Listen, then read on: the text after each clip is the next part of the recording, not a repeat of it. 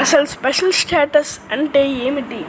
అసలు చంద్రబాబు గారు సీఎం అయిన తర్వాత ఆ స్పెషల్ స్టేటస్ అనేది డిమాండ్ చేస్తున్నట్లుగా తెలుస్తుంది. అసలు 2014 నుంచి కూడా ఇవ్వలేని స్పెషల్ స్టేటస్ అసలు ఇప్పుడు ఇస్తారు. అసలు స్పెషల్ స్టేటస్ వల్ల కలిగే బెనిఫిట్స్ ఏంటి, అసలు ఏంటి? ఆ కాంగ్రెస్ 2014 ఎలక్షన్స్కే వాళ్ళు అయితే స్పెషల్ స్టేటస్ అనేది ఇస్తున్నారు, కానీ వాళ్ళు రాలేదు. బీజేపీ అయితే ఇవ్వలేదు. అసలు ఈ ఇయర్ ఎందుకు బీజేపీ ఇస్తుందా లేదని చెప్పి ఇంత రసపత్రంగా జరుగుతుంది అంటే అసలు ఎందుకు జరుగుతుంది అన్నది ఈ ఊళ్ళో అయితే మనం ఫుల్ క్లారిటీగా అయితే తెలుసుకోబోతున్నాం. ఫస్ట్ థింగ్, మోడీ 2024లో బీజేపీకి 240 సీట్లు అనేది వచ్చినాయి. అసలు పిఎం అవడానికి అసలు ఎన్ని సీట్లు అనేది ఉండాలి? 272 సీట్లు ఉండాలి. కానీ మిగతా లాస్ట్ 2 టైమ్స్లో కనుక చూసుకుంటే తను అబౌట్ 272 అయితే క్రాస్ చేశాడు. దానివల్ల ఏ స్టేట్ సీఎంతో తనకైతే పని ఉండదు కూడా. దానివల్ల ఇప్పుడు ఈ సంవత్సరం ఏం జరిగిందంటే 240 సీట్లు మాత్రమే రావడం వల్ల మన బయట కూటమి, ఎందుకంటే బీజేపీ అనేది ఒక పార్టీ కాదు, బీజేపీ అనేది ఒక కూటమి, అంటే కొంతమంది సీఎంలు కలిపితే ఒక బీజేపీ. కాబట్టి ఆ బీజేపీ ఎలా మారింది అంటే బీహార్ సీఎం మరియు మన ఏపీ సీఎం కలిపితే మొత్తం మిగిలిన ఒకసారి మనం ఈ బీజేపీ కూటమిలో ఉన్న అన్ని పార్టీల్లో చూసుకుంటే కనుక ఒక్కసారి మనం బీజేపీని పక్కన పెడితే సెకండ్ హైయెస్ట్ ఎక్కువ ఉన్నది మన తెలుగుదేశం పార్టీకి, మన కాబోయే చంద్రబాబు గారి పార్టీకి సీఎం కాబోయేది. అండ్ బీహార్ సీఎంకి మొత్తం అవి బీజేపీ కాకుండా 30 సీట్లు వస్తే అందులో 28 సీట్లు వీళ్ళిద్దరే ఉన్నాయి. కాబట్టి 2 డేస్ బ్యాక్ జరిగిన మీటింగ్లో కూడా వీళ్ళిద్దరినే ప్రైమ్ మినిస్టర్ గారు కూడా పక్కన కూర్చోబెట్టుకోవడం కూడా జరిగింది. దానివల్ల ఏమైనది అంటే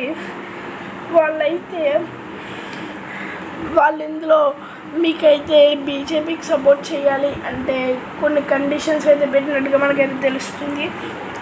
అందులో ముందుగా మన ఆంధ్రప్రదేశ్ సీఎం చంద్రబాబు గారు ఏమేమి పెట్టారో చూద్దాము. అందులో ముఖ్యంగా ఫస్ట్ స్పెషల్ స్టేటస్ అనేది అడిగారు. దాని తర్వాత అమరావతి ఫండ్స్ గురించి అడిగారు. దాని తర్వాత పోలవరం ఫండ్స్ గురించి కూడా అడిగారు. ఒక స్పీకర్ పోస్ట్ కూడా అడిగినట్టుగా మనకైతే తెలుస్తుంది. ఇంకా బీహార్ సీఎం కూడా ఏమడిగారంటే స్పెషల్ స్టేటస్ మరియు స్పీకర్ని అయితే అడగడం జరిగింది. దాని తర్వాత అసలు ఈ స్పెషల్ స్టేటస్ అంటే ఏంటనేది మనమైతే ఇప్పుడైతే తెలుసుకుందాం. అసలు స్పెషల్ స్టేటస్ అనేది 1969లో 5th ఫైనాన్షియల్ కమిషన్ అయితే ఏర్పాటు చేసింది. అప్పట్లో ఏంటంటే ఒక స్టేట్ బాగా ఎక్కువగా అంటే అది కోస్టల్ ఏరియాలో దగ్గరగా అది వేరే దేశంతో ఎక్కువగా యుద్ధాలు ఏమైనా జరుగుతూ ఉన్నప్పుడైతే దానికి ఎక్కువగా ఫండ్స్ ఇచ్చేలాగా మాట్లాడింది. అంటే అప్పట్లో ఉన్న రూల్స్ ప్రకారం ఏంటంటే దానికి ఉండాల్సిన కండిషన్స్ ఏంటంటే దానికి అక్కడ మౌంటైన్స్ అనేది బాగా ఎక్కువ ఉండాలి, అంటే కొండ ప్రాంతాలు బాగా ఎక్కువ ఉండాలి, పాపులేషన్ అనేది బాగా తక్కువ ఉండాలి, అందులో ట్రైబల్ పీపుల్ అనేది ఎక్కువగా కూడా ఉండాలి. తర్వాత ఎక్కువ మంది మరి పక్క దేశాలతో కానీ కాస్ట్లీ ఏరియాలతో కానీ ఉండేలా మనం అయితే చూసుకోవాలి. అసలు ఈ స్పెషల్ స్టేటస్ ఏమైనా రాష్ట్రాలకి ఇచ్చారు అప్పట్లో అంటే అస్సాం, నాగాలాండ్, హిమాచల్ ప్రదేశ్, మణిపూర్, మేఘాలయ, సిక్కిం, త్రిపుర, అరుణాచల్ ప్రదేశ్, మిజోరాం, ఉత్తరాఖండ్ మరియు తెలంగాణకి అయితే ఇవైతే ఇవ్వడం కూడా జరిగింది. తర్వాత ఇప్పుడైతే బెనిఫిట్స్ గురించి అయితే చూద్దాం. మనమైతే అసలు ఇప్పుడు ఇచ్చేసారు బెనిఫిట్స్ అనేది ఏంటి అంటే దీనివల్ల మనకి కలిగే బెనిఫిట్స్, ఇప్పుడు ఏమన్నా సెంట్రల్ గవర్నమెంట్ ఏమైనా నిధులు కనుక వదిలిందంటే ఒక మామూలు స్టేట్ అనేది ఒక 30 to 40% పెట్టుకుంటుంది. అదే సెంట్రల్ గవర్నమెంట్ 60 to 40% అనేది వాళ్ళు ఇస్తారు. అండ్ స్టేట్ అయితే 30 to 40% అయితే పెట్టుకోవాలి. అదే ఈ స్టేట్స్ స్పెషల్ స్టేటస్ ఉన్న స్టేట్స్కి అయితే ఏమన్నా నిధులు కనుక ఏమన్నా వదిలితే 90% సెంట్రల్ గవర్నమెంట్ పెట్టుకొని ఓన్లీ 10% స్టేట్ గవర్నమెంట్ అయితే పెట్టుకునేలా చూస్తుంది. మరియు ఎక్కువగా ట్యాక్సెస్ బెనిఫిట్స్ కూడా ఎక్కువగా ఉంటాయి. ఎక్కువగా కూడా ట్యాక్సెస్ అనేది చాలా బాగా తగ్గుతాయి కూడా ఇందులో, అండ్ చాలా ఉంటాయి అన్నమాట. ఇలాగ నెక్స్ట్ చూసుకుంటే అసలు ఇవన్నీ చూస్తే ఆంధ్రప్రదేశ్ ఒక రేంజ్లో ఉండాల్సింది కదా, ఇవన్నీ ఉంటే సూపర్ ఉండేది కదా అని మీకైతే అనిపిస్తుందా? కానీ ఇదైతే మార్చడం కూడా జరిగింది. 1960 5th ఫైనాన్షియల్ కమిషన్ 1916 తర్వాత, అంటే 2013 14th ఫైనాన్స్ కమిషన్ ఒక ఏ స్టేట్కి కూడా స్పెషల్ స్టేటస్ అనేది ఉండదు అని చెప్పేయడం కూడా జరిగింది.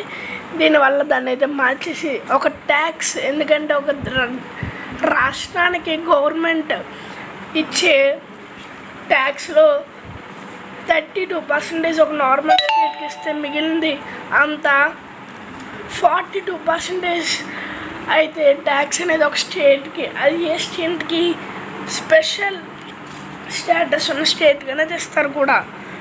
నెక్స్ట్ చూసుకుంటే 2014లో తెలంగాణ ఆంధ్రప్రదేశ్ మరియు విడిపోవడం వల్ల వాళ్ళకి ఎక్కువగా ఫండ్స్ వచ్చేవి. తెలంగాణలో ఉన్న హైదరాబాద్, చార్మినార్ అవన్నీ కూడా వైపు వెళ్ళిపోవడం వల్ల మనకనేది చాలా లాస్ కూడా రావడం జరిగింది. దాని తర్వాత అప్పటి కాంగ్రెస్ అయితే మేము ఒకవేళ గెలిస్తే స్పెషల్ స్టేటస్ ఇస్తాము అని చెప్పింది. కానీ దాని నెక్స్ట్ ఇయర్లో తన వాళ్ళ ఎలక్షన్స్లో ఓడిపోవడం కూడా జరిగింది. దానివల్ల దాని తర్వాత వచ్చిన బీజేపీ కూడా మేము ఇవ్వము అని చెప్పేసింది. ఎందుకంటే వాళ్ళు అబౌవ్ 272 ఓట్స్ కంటే ఎక్కువసార్లు గెలిచారు. కానీ ఈ సంవత్సరం ఏం జరిగింది, వాళ్ళకి కేవలం 240 సీట్స్ దగ్గరగా రావడం చూసాం. అదే వాళ్ళైతే అదర్ సీఎమ్స్ దగ్గర అయితే వాళ్ళ డిపెండ్ అవ్వడం కూడా చూస్తున్నాం మనమైతే. దానివల్ల ఏపీ సీఎం మరియు బీహార్ సీఎం అయితే డిమాండ్ చేయడం మనం ఆల్రెడీ ఇందాక డిస్కస్ చేసాం. అసలు ఈ 10 ఇయర్స్లో కూడా వాళ్ళు అయితే చేయలేనప్పటికీ కూడా కొన్ని స్పెషల్ ప్యాకేజెస్లో అబౌవ్ 14,000 crores వాళ్ళు ఇవ్వడం కూడా జరిగింది. అసలు దాన్ని ఫైనాన్షియల్ ప్యాకేజ్ అని చెప్పి పేరుతో అయితే ఇవ్వడం కూడా జరిగింది. తరువాత స్పెషల్ స్టేటస్ ఉన్న స్టేట్స్ అనేది డెవలప్ అయ్యిందా లేదా అన్నది మనం అయితే ఇప్పుడైతే టాపిక్ చూద్దాం. అది ఆల్రెడీ కూడా అలాంటి స్టేట్స్ అన్నీ కూడా వెనకబడి ఉన్న స్టేట్స్, వెస్ట్ బెంగాల్ లాంటి అలాంటి స్టేట్స్ అంత బేగా డెవలప్ అవ్వలేవు గైస్.